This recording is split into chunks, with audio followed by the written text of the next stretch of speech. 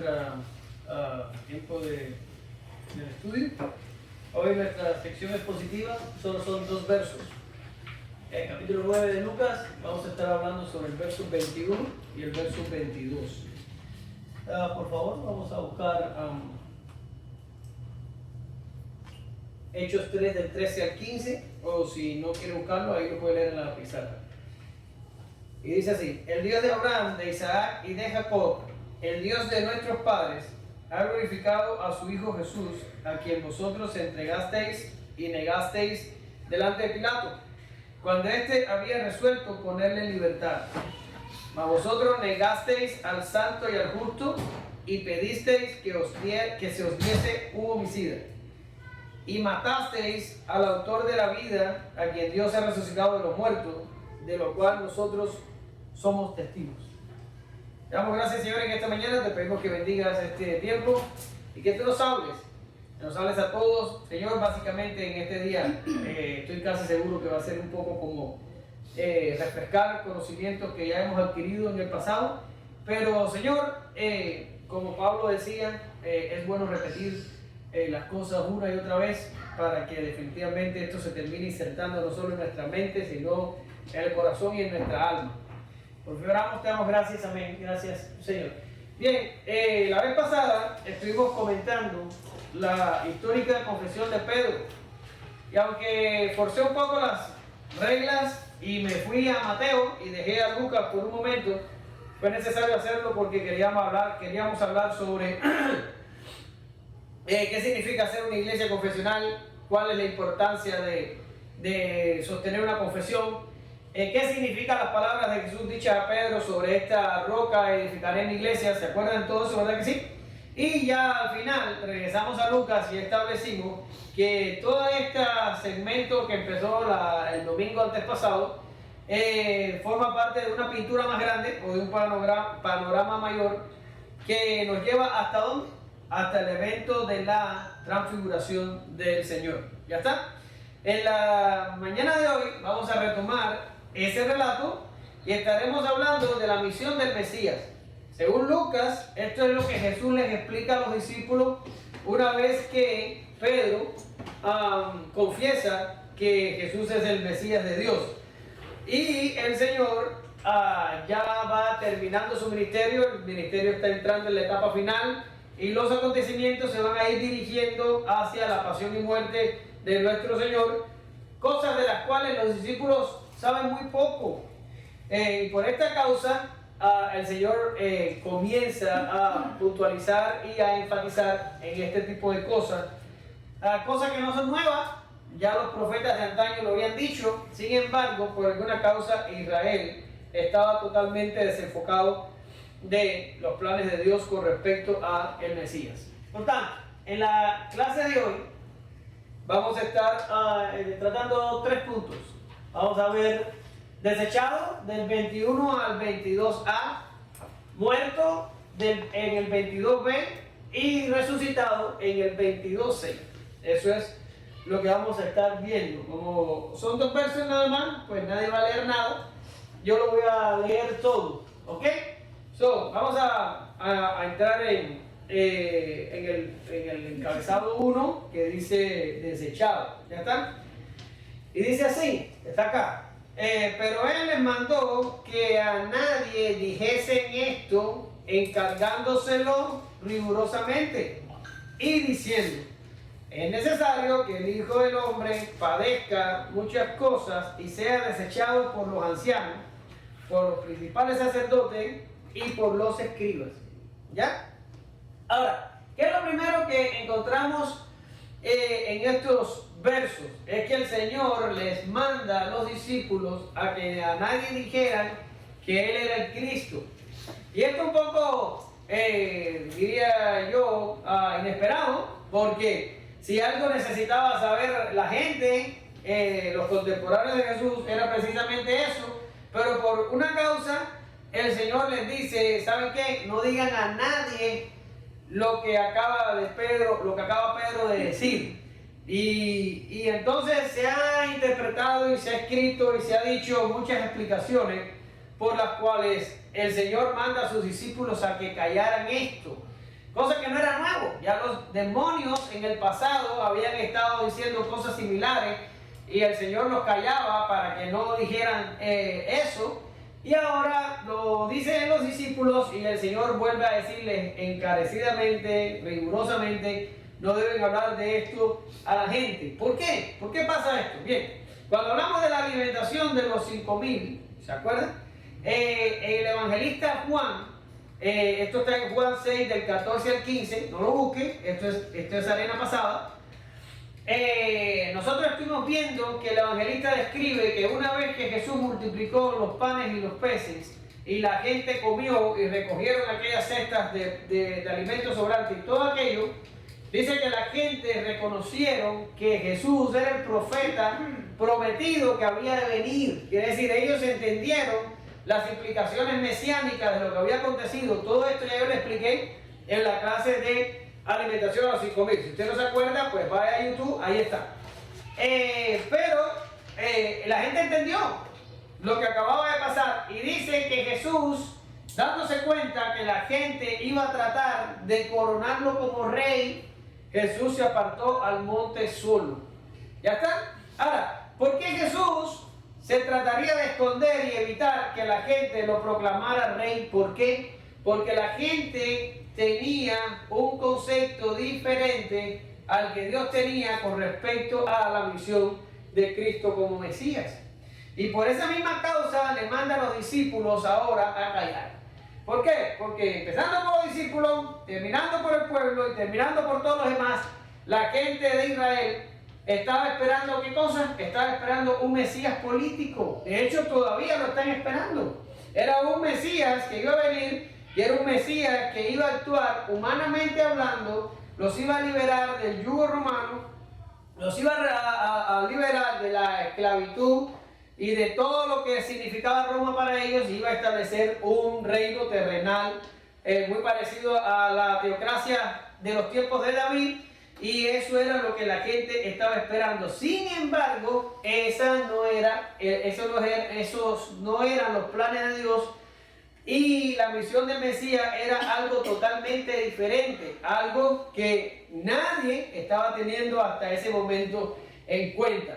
Por eso es que, en mi opinión, esa es mi opinión, que el Señor le dice, ¿sabes qué? No digan que yo soy el Mesías, no digan que yo soy el Cristo. Es lo mismo, Mesías y Cristo es lo mismo. ¿Por qué razón? Porque la gente podía malinterpretar qué era lo que significaba que Jesús fuera el Mesías. Enseguida, el Señor le dice, porque es necesario. Ahora, estas palabras ahí no están escritas por gusto.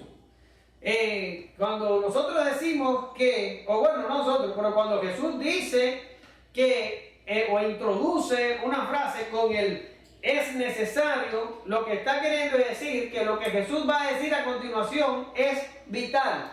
No es una opción, no es una posibilidad, no es una alternativa, no es posible tener un plan mejor, no es posible hacerlo de otra manera. Lo que el Señor les va a decir después del es necesario es exactamente lo que tiene que acontecer. Es necesario. Es un evento que tiene que suceder porque Dios lo ha establecido de esa manera en su plan. ¿Y qué es lo que es necesario? ¿Qué es lo que dice el Señor después del es necesario?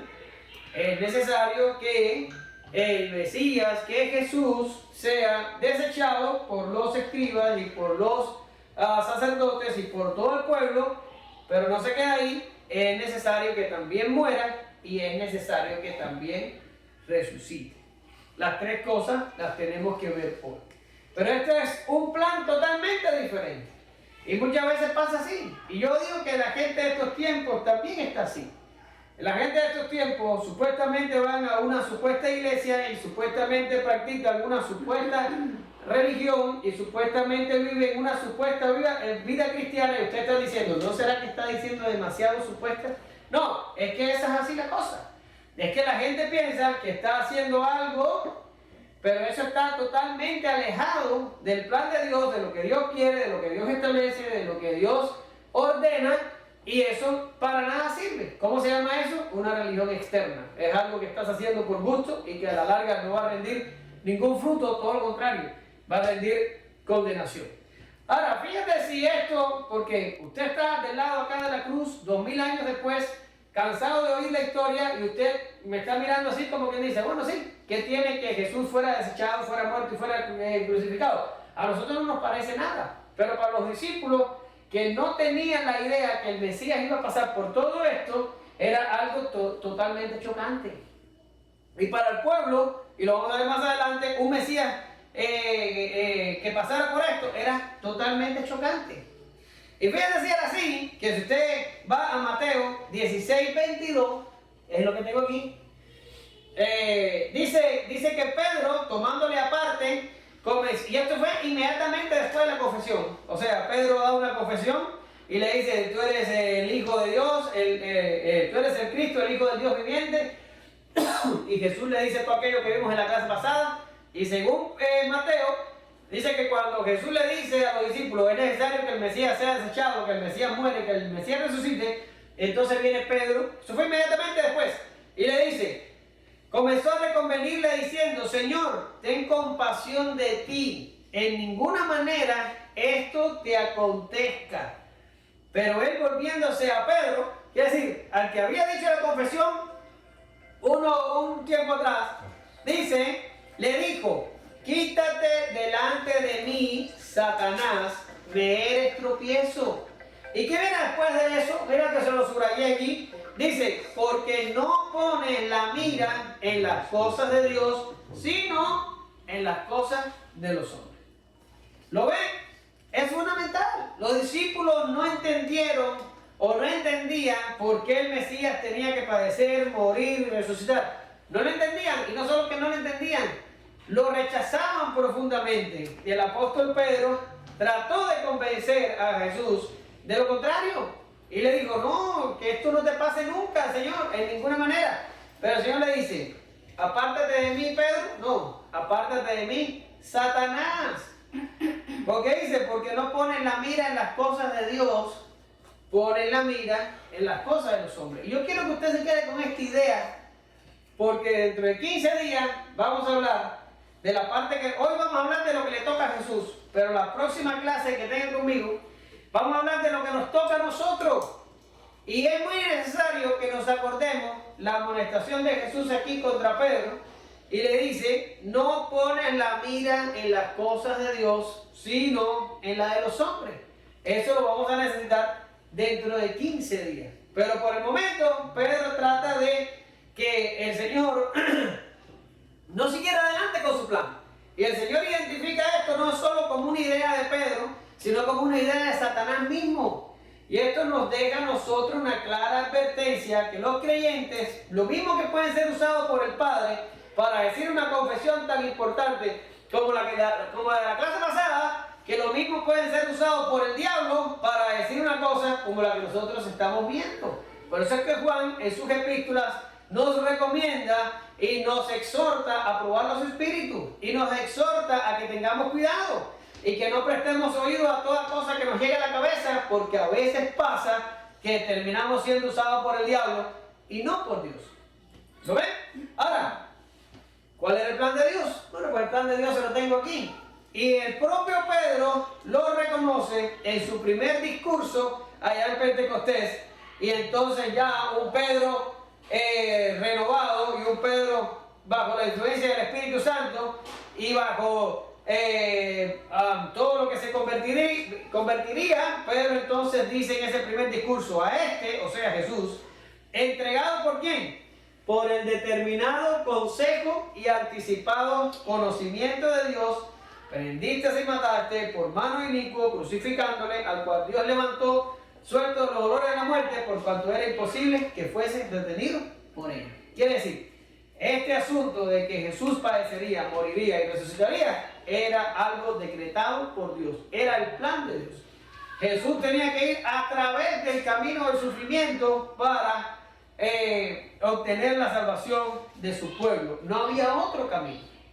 Hermanos, tratar de pensar que hay otra posibilidad, o que a lo mejor hubiera sido posible encontrar una mejor manera de lograr esto, es blasfemia. Nada más pensarlo, es blasfemia. Porque nuestro Dios es un Dios sabio. Nuestro Dios es un Dios de todo conocimiento. Nuestro Dios tiene en su mano el presente, el pasado, el futuro. Es todopoderoso, es bueno, es fiel. Si Él ideó ese plan era porque no había posibilidad de que fuera de otra manera. Esa es la manera. Bien, por eso es que Él empieza diciendo, es necesario. Es necesario. Es necesario. Esa es la misión. Desechado, muerto y resucitado. Ahora, nos vamos con el desechado. Y para poder entender el desechado, el muerto y el resucitado, y un poco para mostrarles a ustedes la confusión de los discípulos y del pueblo de Israel, que era por demás innecesaria e injustificada, voy a tratar de respaldar las palabras de Jesús, o sea, lo que acabamos de leer en el verso 21 y 22, vamos a tratarlo de respaldar con Isaías 53. Quiere decir, vamos a estar viendo esto a la luz de lo que Isaías recibió unos cuantos años antes de Jesús. Y vamos a ver qué dice Isaías en el 53:1. Dice, ¿quién ha creído a nuestro anuncio y sobre quién se ha manifestado el brazo de Jehová? Ahora, ¿qué es lo que yo veo que está pasando aquí? Lo que yo veo es que el profeta Isaías, en mi opinión, mi interpretación, no sé si usted lee un libro por ahí, no sé qué puede encontrar, pero esto es yo estudiando Isaías. En mi opinión, Isaías se mueve desde su tiempo proféticamente a los tiempos de Jesús y se da cuenta que el Mesías esperado, el Mesías prometido, el Mesías de Dios, iba a venir y como dice Juan, a los suyos vino y los suyos no lo recibieron, pero los que le recibieron les dio potestad de ser hecho hijo de Dios. Pero lo importante aquí es, Isaías vio el rechazo proféticamente que recibiría el Señor. Y se queda estupefacto. Y le dice al Señor, hoy, ¿quién ha creído nuestro anuncio? ¿Sobre quién se ha manifestado tu poder? En otras palabras, está diciendo, los que están creyendo en el Mesías son unos pocos. El pueblo completo lo está rechazando. ¿Qué cosa está pasando aquí? Y usted me va a decir, bueno, pues ¿de dónde saca semejante idea? Bueno, si usted va a Romanos 10, del 16 al 17, no vaya. Después lo hace en su estudio personal. Usted se va a dar cuenta que Pablo relaciona la profecía de Isaías, de la que estamos hablando nosotros, con sus tiempos y con lo que estaba pasando en sus tiempos. Y es exactamente lo que te estaba diciendo hace un rato atrás. ¿Qué esperaban los israelitas? Un mesías político. ¿Qué esperaban los israelitas? Un rey que instaurara un reino terrenal. ¿Y qué hicieron cuando vieron a Jesús padeciendo y muriendo? ¿Qué hicieron? Lo rechazaron. Eso es exactamente lo que hicieron. Lo rechazaron. Ahora, ¿qué dice Isaías? ¿Qué dice Isaías sobre lo que estamos hablando? Cada vez que usted se encuentre unos corchetes con punticos suspensivos, significa que acorté el texto porque no me cabía en la diapositiva. Pero ¿qué es lo que dice Isaías? Bueno, Isaías dice, subirá cual renuevo delante de él, y como raíz de tierra seca, no hay parecer en él, ni hermosura. Le veremos más sin atractivo para que le deseemos. Despreciado y desechado entre los hombres, varón de dolores, experimentado en quebranto, y como que escondimos de él el rostro, fue menospreciado y no lo estimamos. Ciertamente llevó él nuestras enfermedades y sufrió nuestros dolores, y nosotros le tuvimos por azotado, por herido de Dios y abatido. ¿Qué dijo Isaías de que iba a pasar con el Mesías? Exactamente eso, que el Mesías iba a ser despreciado, desechado, no iba a ser estimado, iba a ser menospreciado. El Mesías iba a ser rechazado por los suyos. ¿Verdad que sí? Y no sé si se da cuenta que aquí puse un Mateo 8:17. Eso es una col dentro de la lechuga, porque en otros tiempos se nos enseñó que este texto ciertamente llevó él nuestras enfermedades y sufrió nuestros dolores. Es la base bíblica para que hoy usted pueda orar por los enfermos y los enfermos puedan sanar. Y eso es una mala interpretación de la profecía.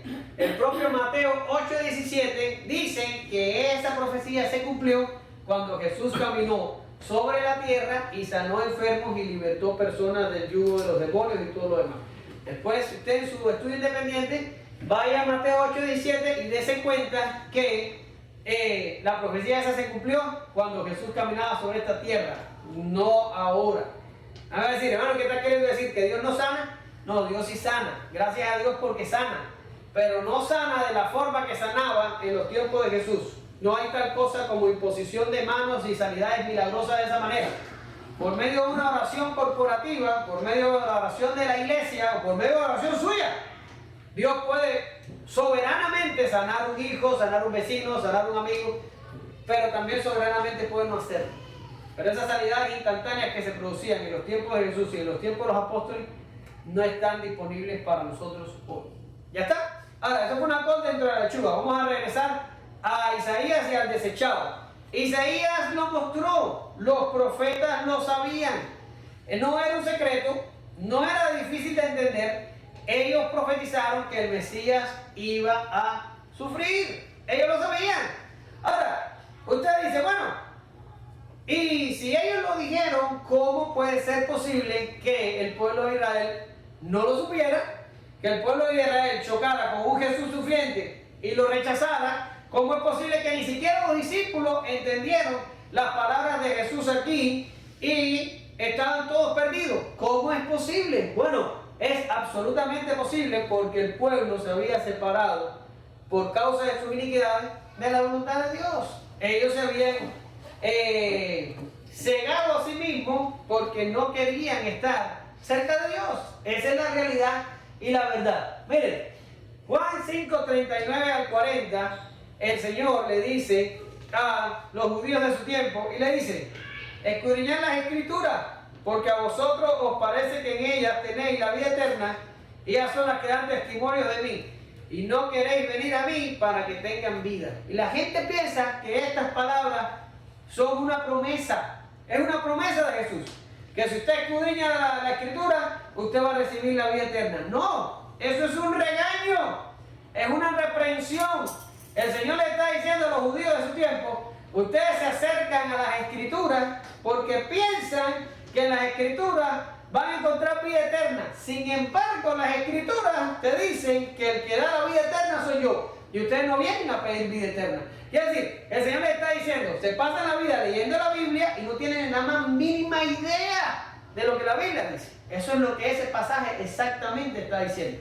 Es una represión de Jesús de la dureza del pueblo. Es una represión de Jesús del abandono del pueblo del mensaje profético que había antecedido. Es un reproche de Jesús de que el pueblo había cerrado sus oídos y se había alejado de la verdad de Dios.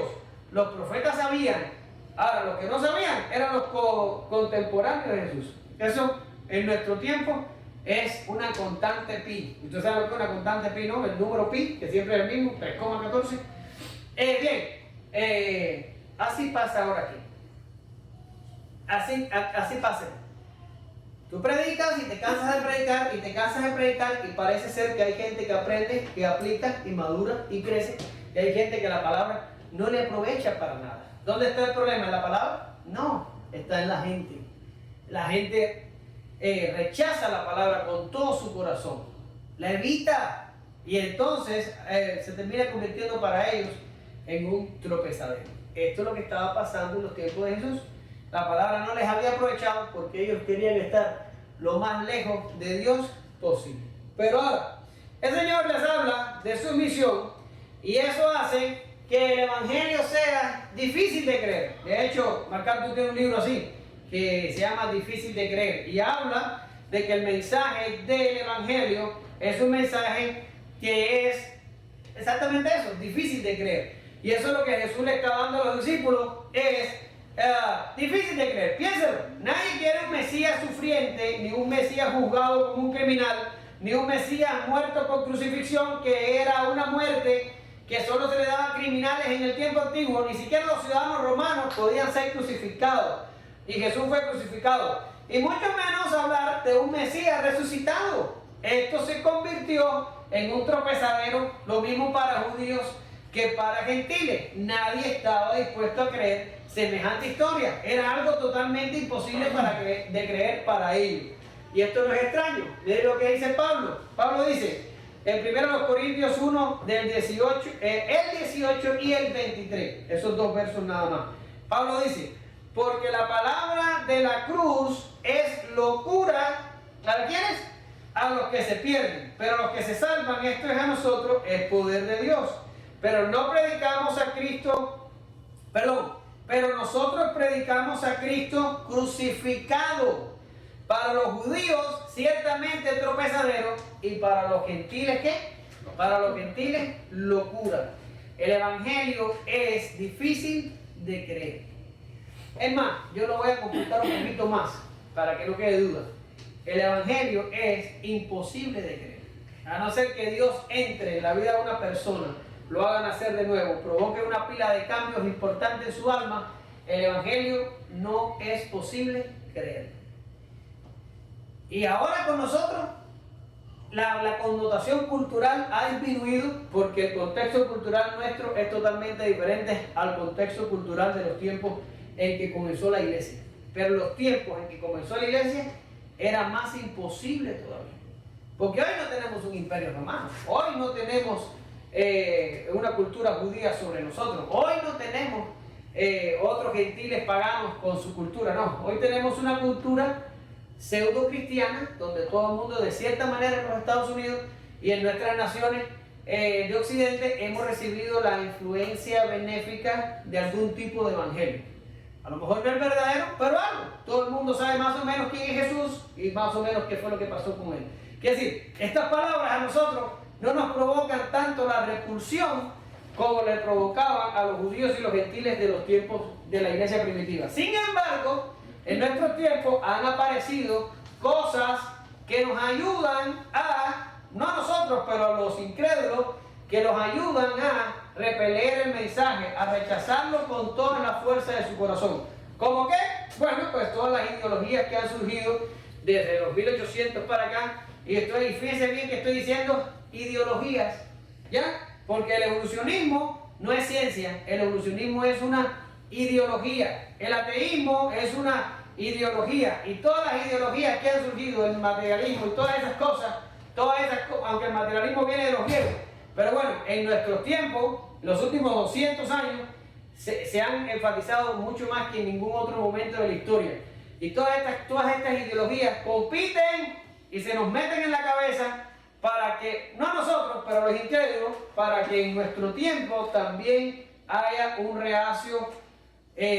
rechazo a la verdad del evangelio. A no ser que Dios haga una obra en el alma de la persona, el evangelio es imposible de creer. ¿A quién le importa? ¿A quién le va a importar un Mesías crucificado hace 2000 años? ¿Quién va a creer hoy que los muertos resucitan? ¿Quién lo va a creer? Díganme, ¿quién va a creer semejante cosa? ¿Ya? Y para colmo, el número de religiones que se ha diversificado después de la reforma, que cualquier loco viene e inventa una religión, y unos dicen que resucitó de forma espiritual, y el otro dice que no resucitó, y el otro dice que era un hombre, y el otro dice que era un espíritu, y el otro dice, y ya ni se sabe lo que dice. Ya es muy raro encontrar una iglesia que tenga sus raíces en los documentos históricos y en todo lo que la iglesia ha venido proclamando por 2000 años. Es raro, muy raro. Y vamos a hablar de eso en el próximo estudio, porque eso es una cosa muy importante. Ahora, es difícil de creer. Por eso fue desechado. Por eso. Los judíos no querían a un Mesías sufriente. Los judíos no querían a un Mesías que se proclamara a Dios. Los judíos no querían un Mesías como Jesús. Y lo rechazaron. Por eso lo rechazaron. Y también lo rechazaron los gentiles. El Mesías tendría que ser desechado. Desechado. Ahora, vámonos a muertos. Muertos. Y el verso 22b dice, y que sean muertos. Quiere decir, no solo va a ser desechado, el Mesías va a ser muerto. Ahora, Isaías lo anunció. Mire lo que dice Isaías 53, del 5 al 10b. No, al 10a. Dice, mas él herido fue por nuestras rebeliones, molido por nuestros pecados. El castigo de nuestra paz fue sobre él, y por su llaga fuimos nosotros curados. Todos nos descarriamos como ovejas, cada cual se apartó por su camino, mas Jehová cargó en él el pecado de todos nosotros. Angustiado él y afligido, no abrió su boca. Como cordero fue llevado al matadero, y como oveja delante de sus trasquiladores. Enmudeció, no abrió su boca. por cárcel y por juicio fue quitado, y su generación, ¿quién la contará? Porque fue cortado de la tierra de los vivientes, y por la rebelión de mi pueblo fue herido. Y se dispuso con los impíos su sepultura, mas con los ricos fue su muerte, aunque nunca hizo maldad, ni hubo engaño en su boca. Con todo esto, Jehová quiso quebrantarlo, sujetándole a padecimiento.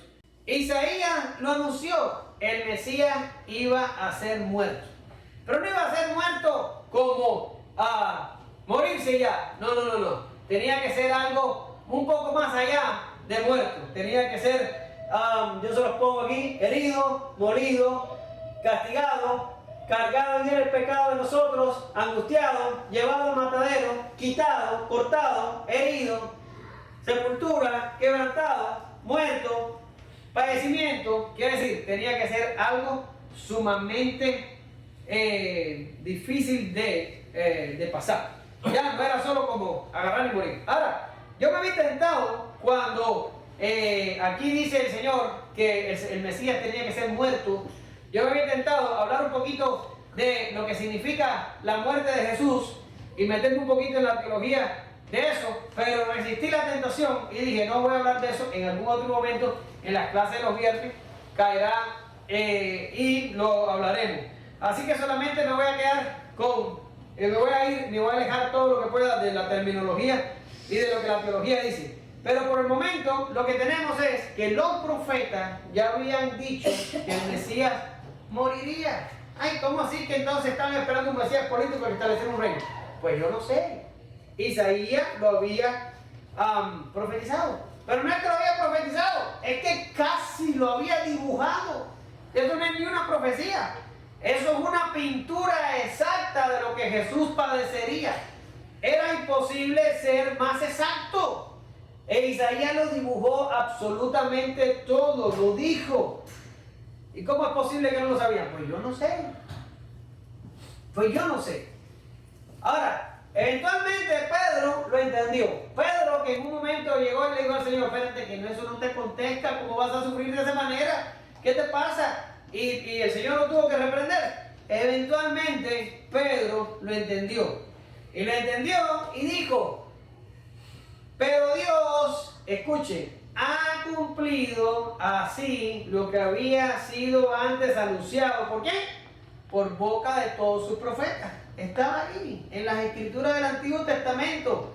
Claro, diáfano, como la luz del mediodía. El Mesías tenía que morir. No era un Mesías que iba a instaurar un reino político. No, era un Mesías que iba a morir. Y dice que Jesucristo había ¿de qué? De padecer.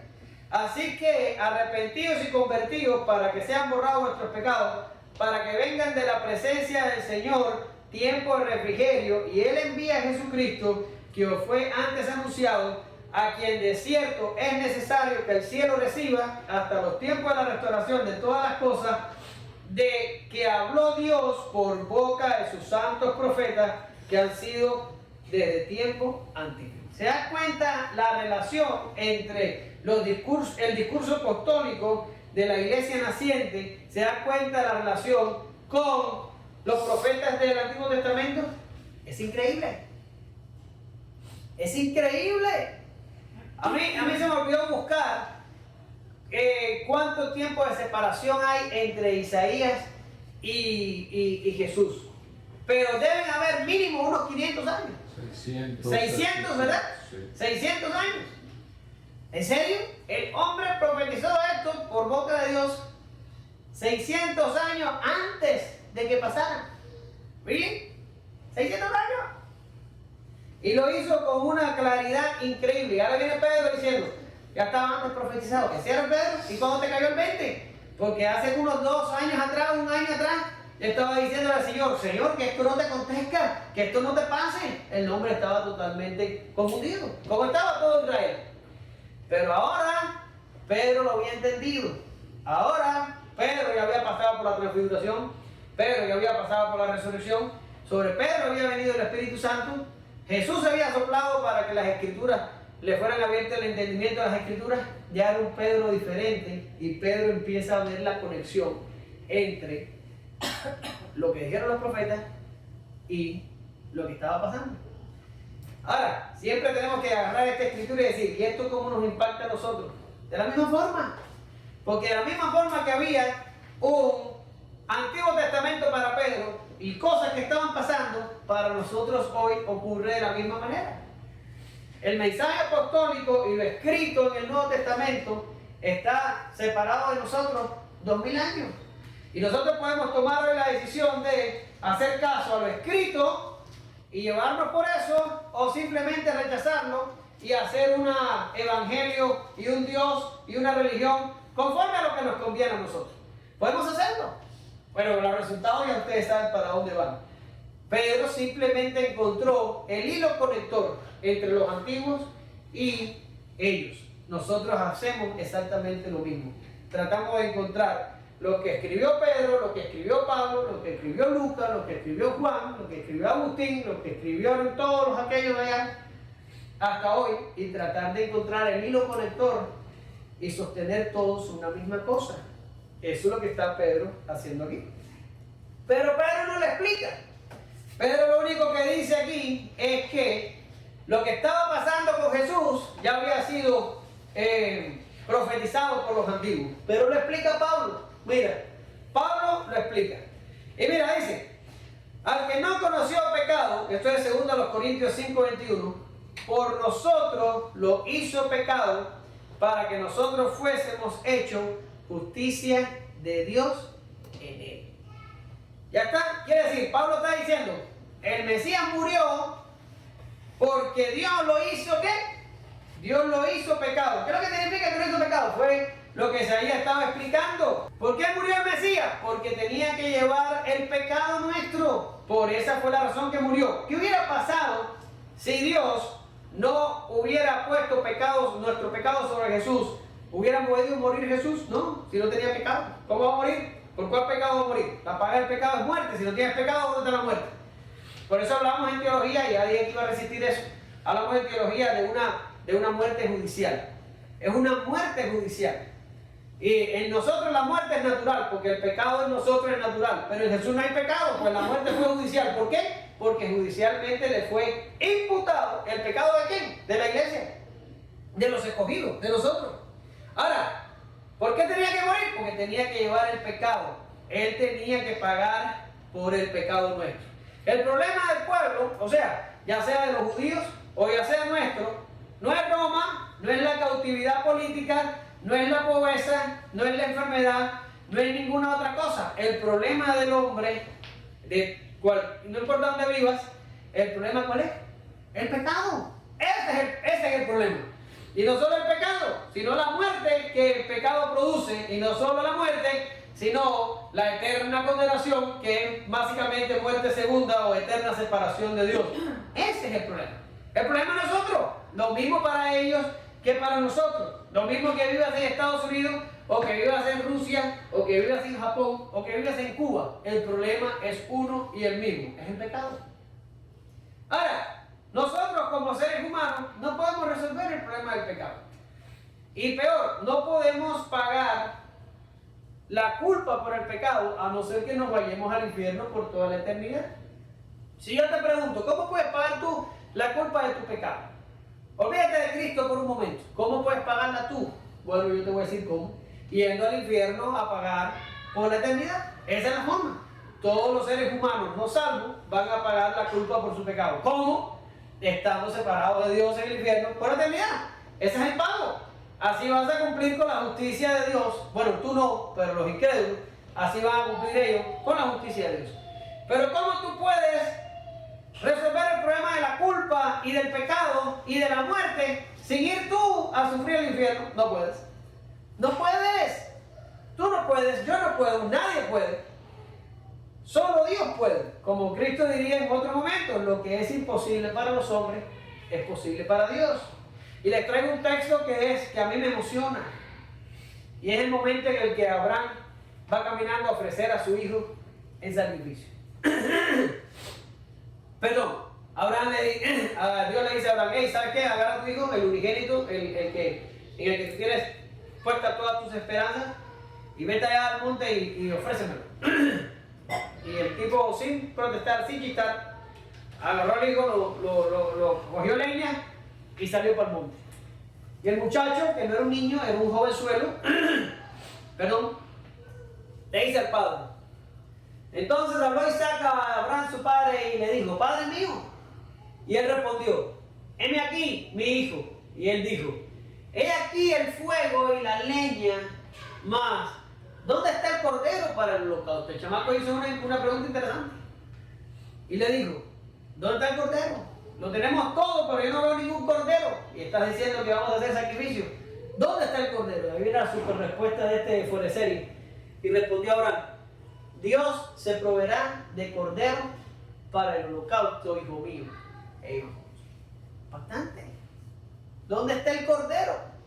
Y él dijo, Dios se proveerá de cordero. El escritor de los Hebreos dice que Abraham tenía la convicción que incluso si hubiera llegado al extremo de haber matado a su hijo y haber muerto allí en el altar, Dios tenía el poder para resucitarlo y devolverlo a devolver. Este hombre no fue de serie. Y le dijo, Dios proveerá de cordero. Yo te pregunto, ¿cómo pudiéramos nosotros pagar nuestra culpa, seguir a sufrir el infierno? No podemos. Pero lo que nosotros no podemos hacer, Dios puede hacerlo, porque Él es el que pone el cordero. Nosotros no lo ponemos. ¿Lo entienden?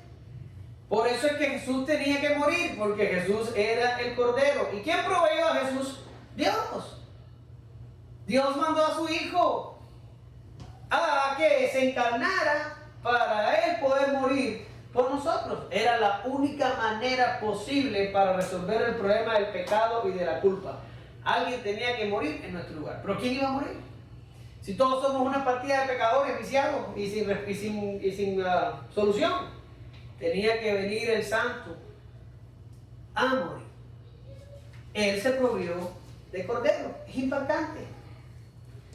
Ahora, ya resolvimos el problema de la culpa y el problema del pecado, pero nos queda otro problema, y es el problema de la justicia. Tenemos un problema con la justicia, porque si Dios viene y nos dice, ¿sabes qué? Ya Jesús pagó todos tus pecados y ya se solucionó el problema, no vas a ir al infierno. Y si Dios nos dice, ahora gánate el cielo, ¿cuántos de ustedes creerán que van a subir una pulgada de la tierra al cielo? ¿Cuántos de nosotros vamos a subir? No tienen que llegar al cielo, no tienen que llegar a las nubes. Una pulgada de la tierra, ¿quién de nosotros se va a separar para poder llegar al cielo? Ninguno de nosotros. ¿Por qué? ¿Qué es lo que exige Dios para poder llegar al cielo? Ya se lo vimos en la clase pasada, o sea, el viernes. ¿Qué exige? Obediencia perfecta. Obediencia perfecta. Miren lo que dice estos dos pasajes, en Jeremías 13:23 y Salmo 143:2. Dice, ¿mudará el etíope su piel y el leopardo sus manchas? Así también, ¿podréis vosotros hacer bien estando habituados al mal? Y dice el Salmo, y no entréis en juicio, esto le está pidiendo el salmista a Dios, y no entres en juicio con tu siervo. ¿Qué dice pues? Porque no se justificará delante de ti ningún ser humano.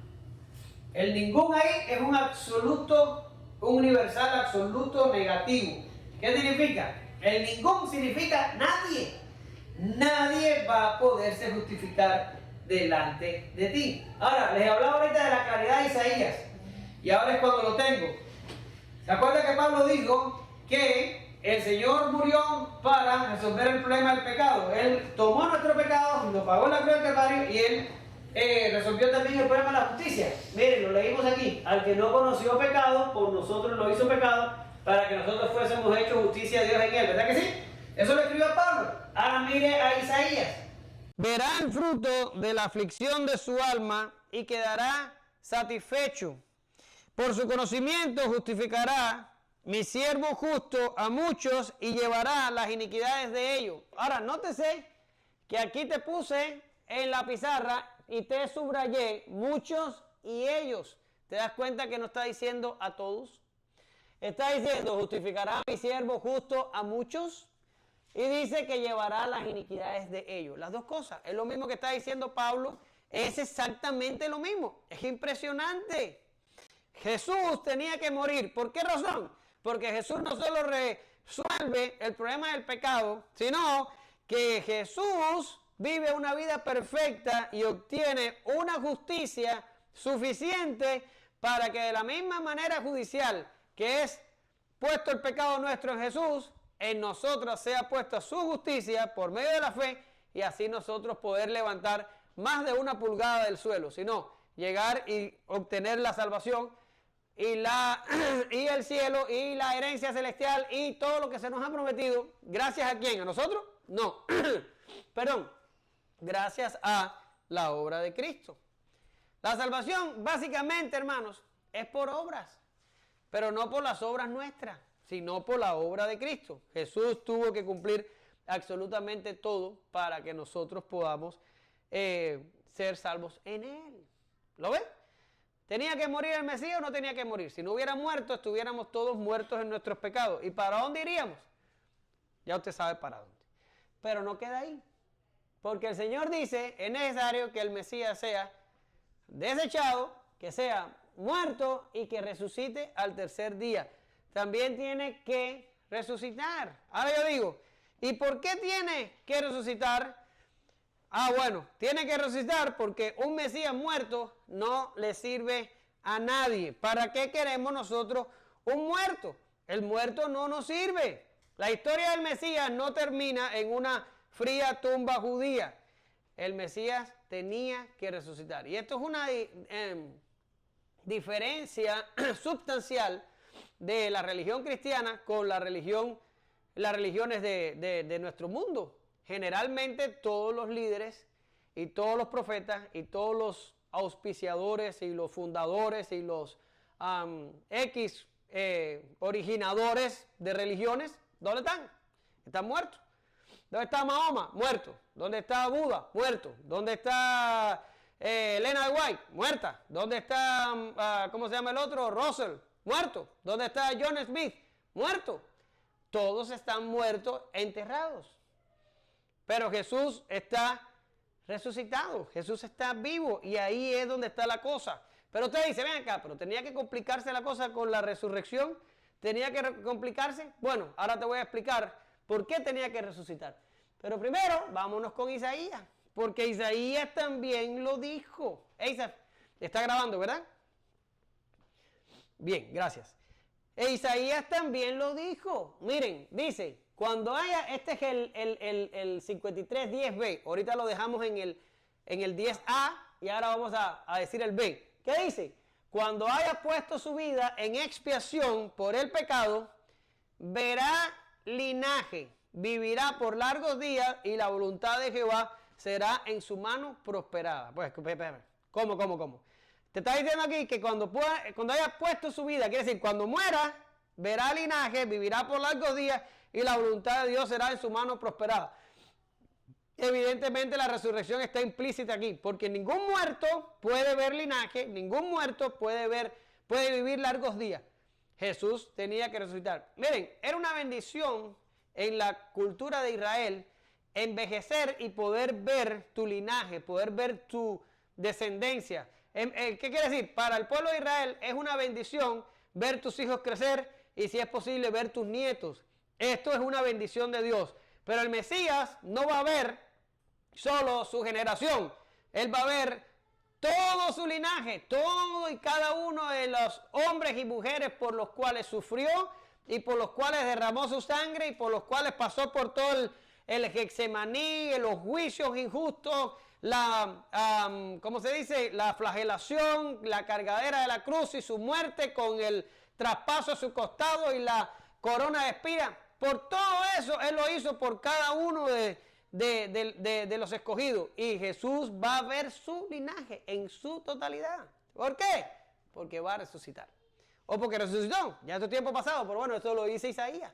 Isaías lo está diciendo 600 años antes que ocurra. El profeta no solo describe en detalle los sufrimientos y muerte del Mesías, sino que anuncia que no se va a quedar en la tumba, sino que va a resucitar y vivir para siempre, porque no es una resurrección como la de Lázaro, que se resucitó y se volvió a morir, o como el hijo de la viuda, que resucitó y se volvió a morir, o como la hija de Jairo. Igual, no, Jesús resucitó para vivir por largos días, quiere decir, para vivir por la eternidad. Ahora, esto lo anunció Isaías, pero la iglesia lo predicó o lo predica. ¿Ya? Y dice Pedro, y mataste al autor de la vida, que ¿qué le pasó? A quien Dios ha resucitado, ¿de quién? De los muertos, de lo cual nosotros somos testigos. Mire, hermano, esto que está aquí es un poste en el medio de la carretera. ¿Saben lo que estoy queriendo decir, no? Usted va de ahora para Mission y agarra la 495 y usted va apurado porque quiere llegar a hacer X cosas. Y cuando va por la 495 se encuentra un poste que cayó en el medio de la carretera. ¿Qué va a hacer usted? Se fastidió. Ahí mismo se quedó. Y este texto de Hechos 3:15 es un poste en el medio de la carretera para cualquier persona que quiera decir lo contrario. Te voy a decir, ¿por qué? Yo te voy a explicar. ¿Dónde dijo Pedro estas palabras? ¿Usted se acuerda? ¿Dónde lo dijo? Eso lo dijo cuando, un poquito después, unos días después, fue cuando sanó al hombre que estaba mendigando en la puerta del templo. ¿Se acuerda que le dijo, míranos? Y le dijo, no tengo oro, no tengo plata, pero lo que tengo te doy. ¿Te acuerdas? Después de eso, Pedro, ¿cómo dice? Predica este discurso y le dice, a quien Dios ha resucitado de los muertos, de lo cual nosotros somos testigos. Ahora yo te voy a hacer una pregunta. ¿Cuántos días habían pasado desde la crucifixión y muerte de Jesús hasta lo que Pedro está diciendo aquí? ¿Cuántos días habían pasado? Bueno, Pentecostés sucedió a los 50 días. Y ponle que eso pasó unos días después de Pentecostés. ¿No hacía 2 meses? No hacía 2 meses. Si lo que Pedro está diciendo aquí hubiera sido una mentira, ¿qué era lo único que tenían que hacer los jefes judíos y los saduceos y los sacerdotes de su tiempo? Díganmelo usted. ¿No se le ocurre? Pues ir a la tumba, quitar la piedra, agarrar a Jesús y decir, mira a tu Dios aquí, ¡bam! ¿Lo ves? Mira las heridas del costado, mira los clavos de la, ¿cómo se llama? De la corona. Mira la espalda como se la dejamos. ¿Está muerto el hombre? ¿Qué resucitado ni resucitado? ¿Te vuelto loco? Podían hacerlo, hermanos. Habían pasado 2 meses.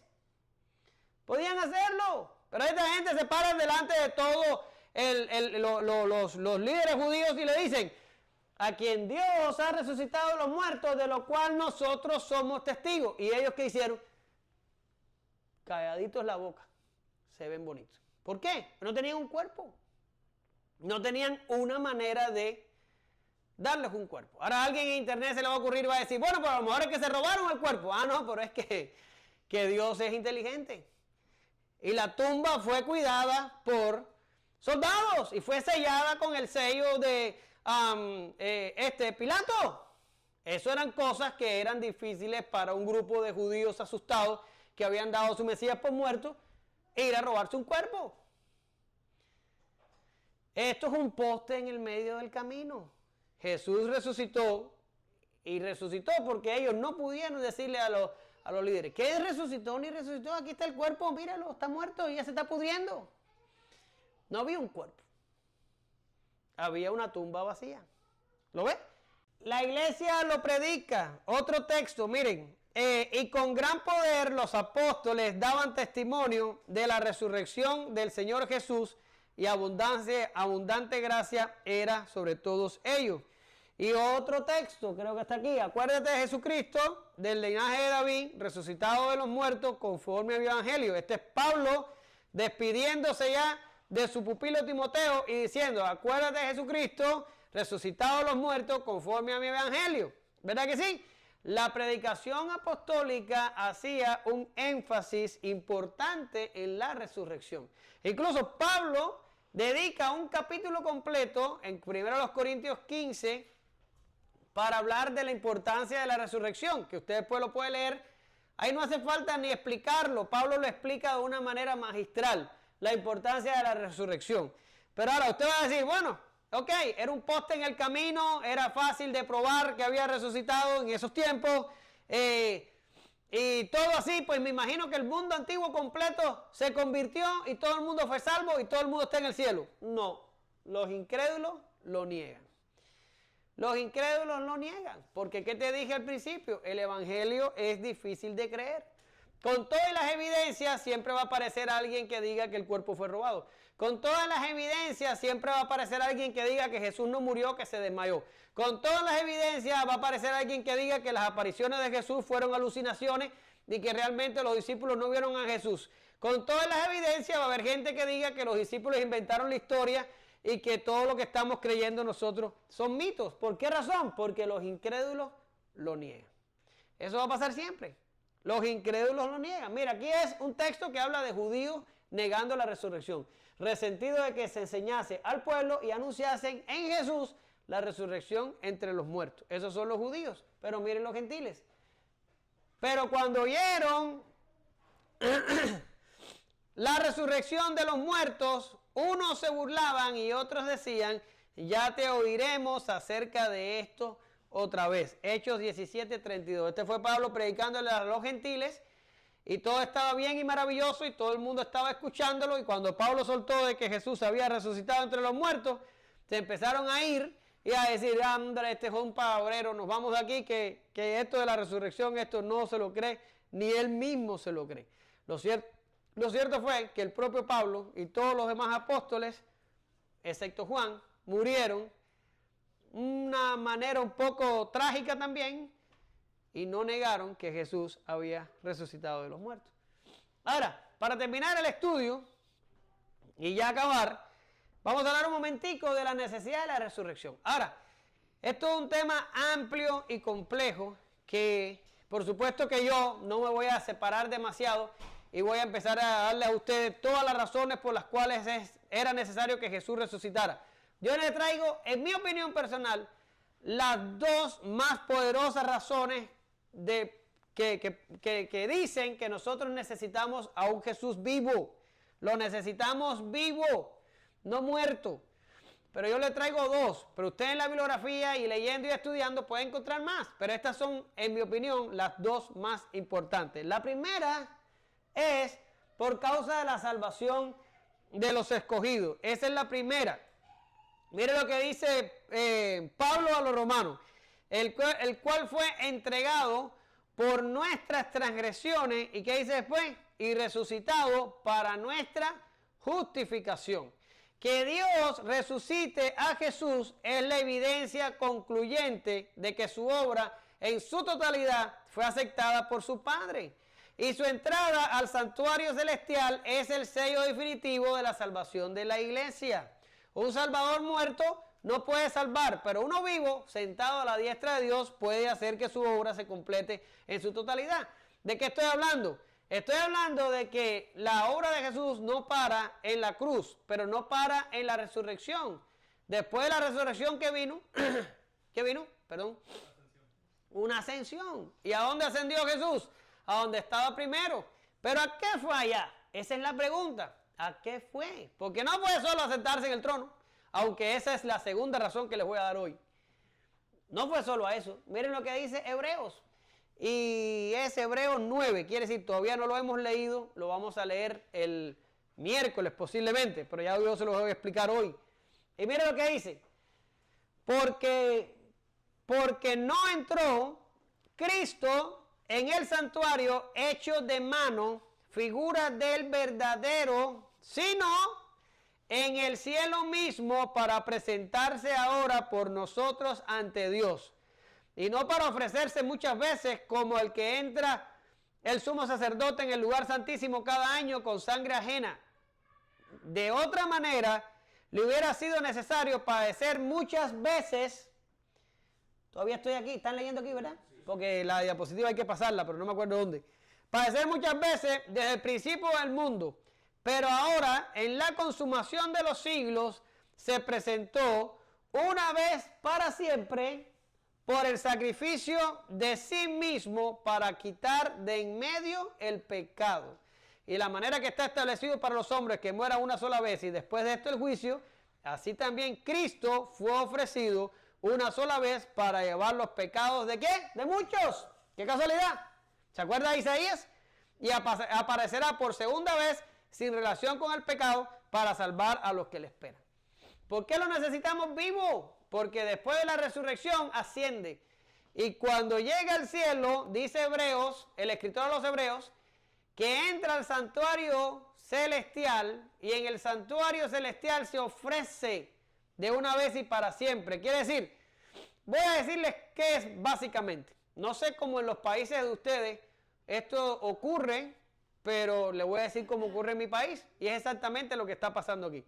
Cuando Analia y yo nos casamos, Analia y yo firmamos, usted sabe, el contrato matrimonial diciendo que estábamos aceptando, casándonos, los testigos tuvieron que firmar y todo el cuento, y eso es algo así como la prueba de que nosotros nos casamos. Pero después esa transacción que Arnal y yo hicimos, y después nos fuimos del registro civil, la registradora del registro civil lo asienta en los libros, y después que lo asienta el libro, aparece un tomo, ¿verdad? Y aparece un folio, así se hace en México, y dice, aquí Arnal y Omar se casaron tal día y más cual día, los testigos fueron fulano y mengano, y esto está registrado en el tomo tal, del folio tal, del libro tal, del registro de la propiedad, la.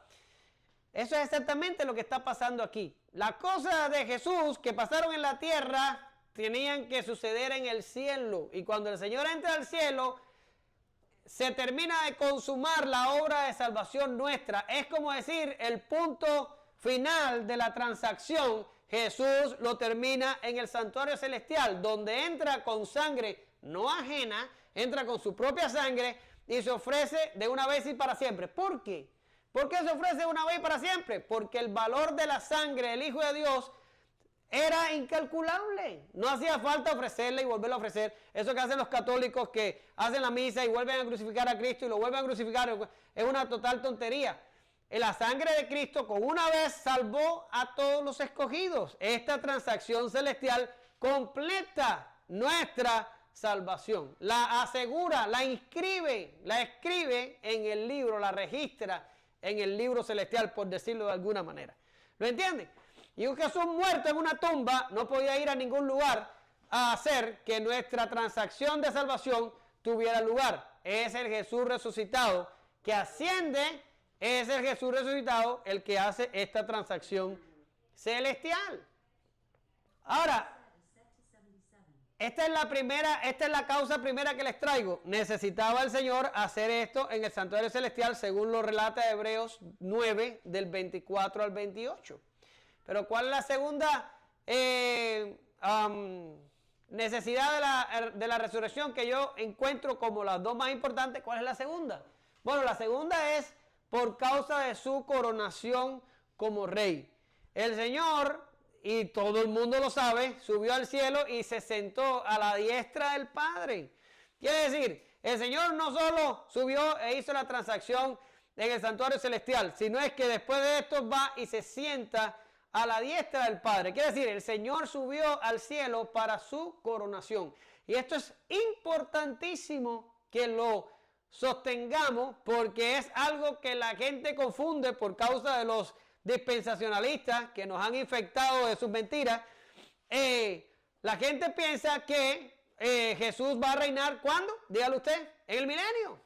En el milenio. Y hay algunos que van más lejos y dicen que el que está reinando ahora, ¿quién es? El Dios de este mundo. El diablo es el que reina ahora. ¿En serio? Y Jesús esperando el milenio para ver si algún día reina. Lo increíble de todo esto que cantan en las iglesias que Jesús es rey. Yo no entiendo nada. Pero bueno, en fin, volviendo al tema y para no meterme con nadie, más allá de lo que ya hice, el Señor sube al cielo para su coronación. No se puede sentar a la diestra del Padre si no es establecido rey. Y como ya lo dije ahorita, un Salvador resucitado que se sienta a la diestra del Padre y se convierte o se constituye en el Señor del universo, es alguien que puede hacer efectiva la salvación y se va a asegurar de que no padeció por gusto por ninguno de nosotros. Por eso es que nosotros como buenos calvinistas sostenemos que la salvación no se pierde.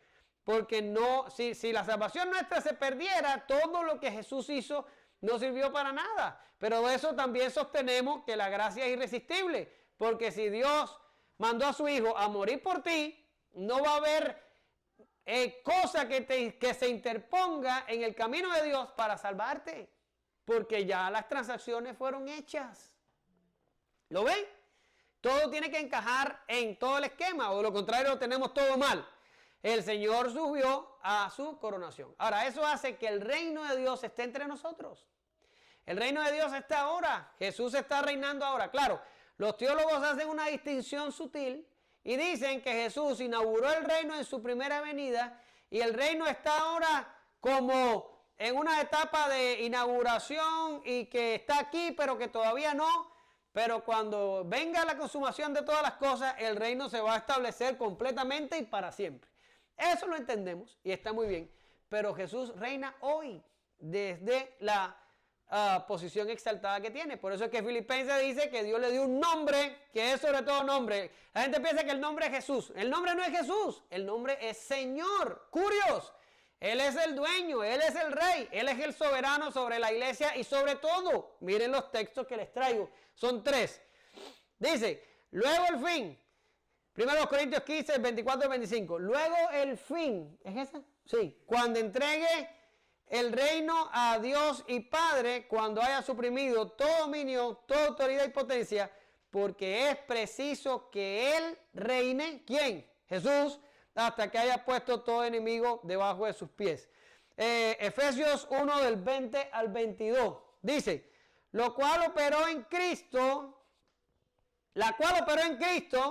resucitándole de los muertos y sentándole a su diestra en los lugares celestiales, sobre todo principado, para los que dicen que el diablo gobierna, sobre todo principado y autoridad y poder y señorío y sobre todo nombre que se nombra, no solo en este siglo, sino también en el venidero. Quiere decir, no solo ahora, sino en el reino que va a instaurarse después de la segunda venida. Dice, y sometió todas las cosas bajo su pie y lo dio por cabeza sobre todas las cosas a la iglesia. Jesús reina sobre la iglesia y reina sobre el universo. Right now, en este mismo momento. Sí, a eso subió, por eso resucitó. También hay un argumento judicial ahí, pero no lo vamos a tocar. Los dos más importantes, según yo, son estas dos cosas y lo demás lo dejamos para otro día para que esto no se vuelva demasiado largo. Y el último texto, Hebreos 10, del 12 al 13, usted lo va a estar leyendo el día jueves. Y dice así, pero Cristo, habiendo ofrecido una vez y para siempre un solo sacrificio por los pecados, se ha sentado a la diestra de Dios y de ahí en adelante esperando hasta que sus enemigos sean puestos por estrado a sus pies. ¿Por qué tenía que resucitar el Mesías? Porque tenía que entrar al santuario celestial a consumar nuestra salvación y tenía que ser coronado rey. Por eso los teólogos dicen que ahora estamos en la ¿qué? En la sesión de Cristo. Sesión, así se llama. Es el periodo reinado que tiene el Señor hasta su segunda venida. Así se le dice, la sesión de Cristo. Y desde ahí gobierna. Y desde ahí sostiene el universo. Y desde ahí se asegura que aquellos por los cuales fue desechado, fue muerto y resucitado, obtengan los dones que Él obtuvo para ellos. Conclusiones. ¿Quién pudo idear un plan así? ¿Puede la sabiduría humana producir algo como esto? El propio Pablo responde a esas preguntas cuando escribiendo a los romanos irrumpe en una doxología a la sabiduría de Dios al final del capítulo 11 de la epístola. Está tan alto de nosotros que los discípulos, aún después de la resurrección, tardaron en entenderlo. Pero ciertamente, tal y como fue anunciado por los profetas, el Mesías necesariamente tenía que ser desechado, muerto y resucitado. La iglesia lo entendió y lo predicó. Aún en medio de la persecución y la muerte, ellos no podían dejar de decir lo que habían visto y oído. El apóstol Pablo no se avergonzaba del evangelio porque es poder de Dios para salvación. Este es el reto para la iglesia hoy. Predicar el evangelio tal y como lo enseña el testimonio apostólico. Sin quitar nada, sin añadir nada. Ya es trabajo de Dios traer a la iglesia los que han de ser salvos.